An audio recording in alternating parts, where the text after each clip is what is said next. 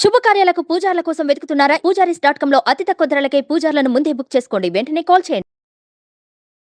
నమస్తే రమగారు. నమస్తే జయ. రమగారు, మనం బౌద్ధ ధర్మ కథలు చెప్పుకున్నాం. అలాంటిది ఏదైనా ఒకటి చెప్తారా?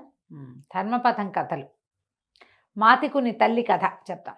మామూలుగానే మనకి మెడిటేషను అలాంటివి చేస్తూ ఉంటామా, బాగా రెగ్యులర్గా చేసే వాళ్ళ మొహాలు భలే ప్రశాంతంగా ఉంటాయి జయ.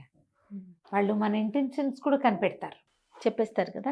చెప్పకపోయినా తెలుసుకుని ప్రవర్తిస్తారు.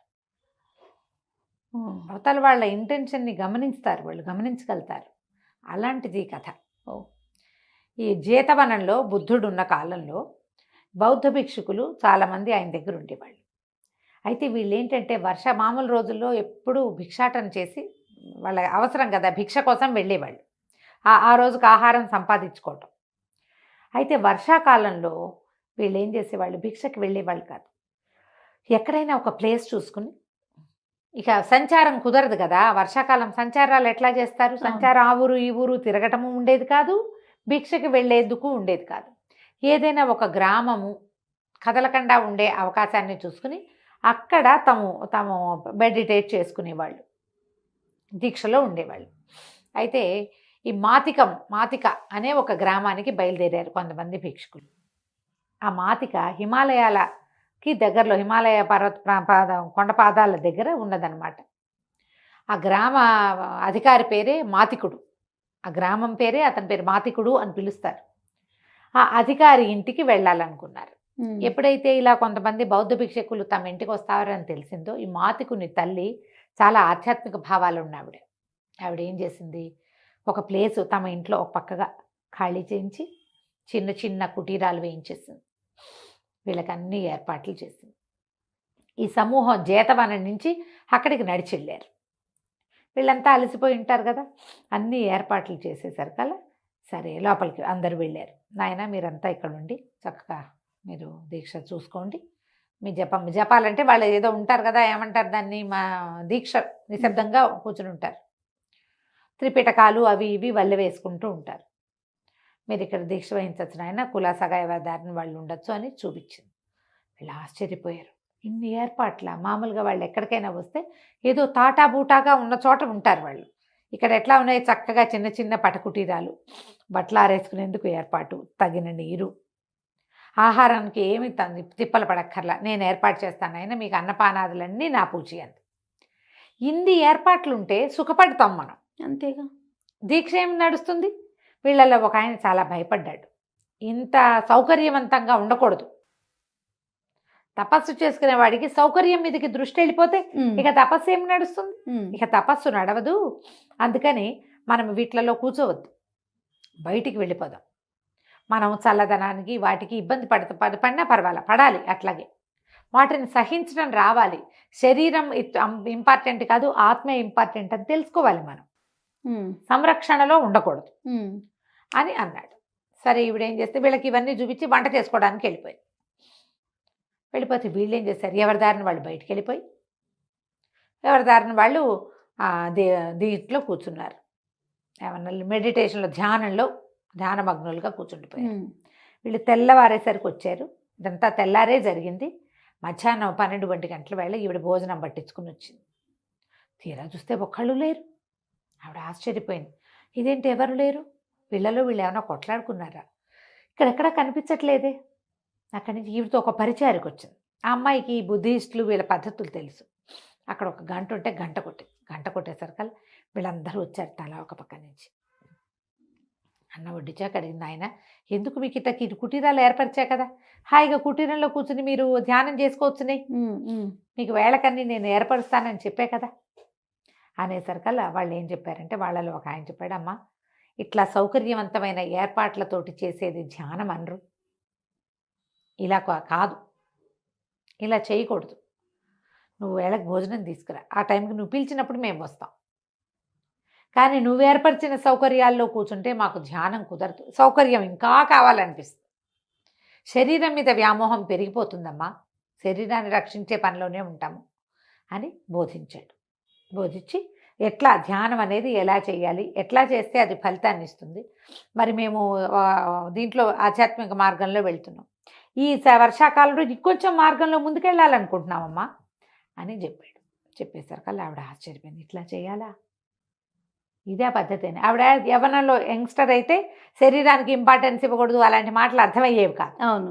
ఈ శరీరం నేను కాదు అసలు, ఆయన చెప్పిన మాట అది. శరీరం అనేది నేను వేరు, శరీరం వేరు. ఈవిడ వృద్ధాప్యం వచ్చిన ఆవిడకి అర్థమైంది. తెలుసు ఆవిడకి యంగ్నెస్ అంతా కోల్పోయి తను ఎట్లా అయ్యానో ఆవిడకి తెలుస్తోంది కదా. ఆవిడ కూడా వాళ్ళు చెప్పిన విధంగా పెద్దగా ఏ ఇంపార్టెన్సు సౌకర్యానికి ఇవ్వకుండా ధ్యానమగ్నురాలు కావడం మొదలుపెట్టింది.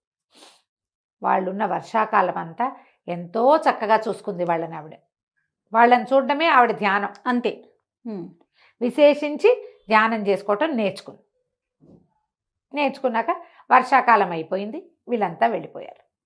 ఈ వెళ్ళిపోయిన భిక్షుకులందరూ జేతవనంలో ఈ మాతికుని తల్లి ఎంత ఆపేక్షగా తమని చూసిందో విపరీతంగా చెప్పేసరికల్లా వర్షాకాలం వెళ్ళాక వచ్చే కాలం ఏమిటి, శీతాకాలం. ఈ ఉన్న వాళ్ళల్లో భిక్షుకుల్లో ఒక యువకుడు ఉన్నాడు. అతను ఏమనుకున్నాడు, అక్కడికి వెళ్ళి చేసుకుందాం మనం అని చెప్పి బుద్ధుని అనుమతి వేడి అతను మాతికుని తల్లిని చూడదలుచుకున్నాడని శాక్యమునికి అర్థమయ్యి వెళ్ళమన్నాడు. అనుజ్ఞ ఇచ్చేసరికల్లా సరే అక్కడి నుంచి వచ్చాడు ఇక్కడికి. చాలా శ్రమపడ్డాడు. చలిలో శ్రమపడి వచ్చేసరికల్లా ఏమనిపించింది, లోపలికి వచ్చాడు. ఆ కుటీరాలన్నీ వీళ్ళ కోసం నిర్మించబడి ఉన్నాయి. మధ్యలో ఒక నెల గ్యాప్ వచ్చింది కదా, అంత దుమ్ముగా ఉన్నాయి. వాళ్ళు అసలు వాడలేదు కదా వాటిని పెద్దగా. ఇతను వచ్చేసరికి అయ్యా ఇందులో ఉండండి అని చెప్పింది ఆవిడ. లోపలికి వచ్చి ఏమనుకున్నాడు, ఆహా ఒక పరిచారికి ఎవరైనా వస్తే ఎంత బాగుంటుంది, ఇదంతా దుమ్ము, నాకు శక్తి లేదు, ప్రయాణం చేసి అలసిపోయాను అనుకున్నాడు. 5 నిమిషాల్లో ఒక పరిచారికి వచ్చి అంతా శుభ్రం చేసింది. కాకతాళీయం అనుకున్నాడు అతను. ఎంత కాకతాళీయం, ఎట్లా ఇలా అనుకోగానే వచ్చిందే, ఆవిడ పంపించుంటుంది అనుకున్నాడు. సరే ధ్యానాన్ని కూర్చుంటూ ఏమనుకున్నాడు, చాలా చలిగా ఉంది, వేడి పాయసం దొరికితే ఎంతో బాగుంటుంది ఈ సమయంలో అనుకున్నాడు. ఒక పావు గంటలో పరిచారకే వేడి పాయసం పుచ్చుకొచ్చేసరికల్లా ఇది రెండో కాకతాళీయం, భలేగా ఉంది, ఎంత బాగా వచ్చింది అని చెప్పేసి వేడి పాయసం తీసుకున్నాడు. బాగా ధ్యానం చేసుకున్నాడు. మధ్యాహ్నం అయ్యాక ఏమనిపిస్తుంది, ఇవాళ చాలా నాలుగుకి తీపి తగిలింది. మధ్యాహ్నం ఏదైనా కాకరకాయ వేపుడు ఎర్రటి పచ్చడి ఆహారంలోకి లభిస్తే అద్భుతంగా ఉంటుంది. మాతుకుని తల్లి ఆహారం పుచ్చుకొచ్చింది. రొట్టెలు వడ్డించి కూరేసింది, కాకరకాయ వేపుడు, ఒక ఎర్రగా మెరమెరలాడుతున్నటువంటి ఒక పచ్చడి, ఘాటుగా కనపడుతున్న ఒక పచ్చడి వడ్డించింది. మూడో కాకతాళీయం అనుకున్నాడు. ఆవిడ వెంటనే చెప్పింది, మూడో కాకతాళీయం కాదు నాయన, నువ్వేమనుకుంటున్నావో నాకు తెలుస్తోంది. నీకు పరిచారికి కావాలి నాకు తెలిసింది, పంపించా. నీకు తీయగా పాయసం తాగాలనుంది నాకు తెలిసింది, పంపించా. నీకు ఇది కావాలి, కారము ఆవకాయ కావాలనుంది నాకు తెలిసింది. కాకతాళీయం కాదు నాయన, నాకు ధ్యానంలో తెలుస్తోంది నువ్వేమనుకుంటున్నావో. కాకతాళీయం అనుకోవద్దు, నువ్వు శ్రద్ధగా చేసుకో చెప్పాను. కాంతిపోయాడు. ఎట్లా తెలిసింది నీకు అన్నాడు.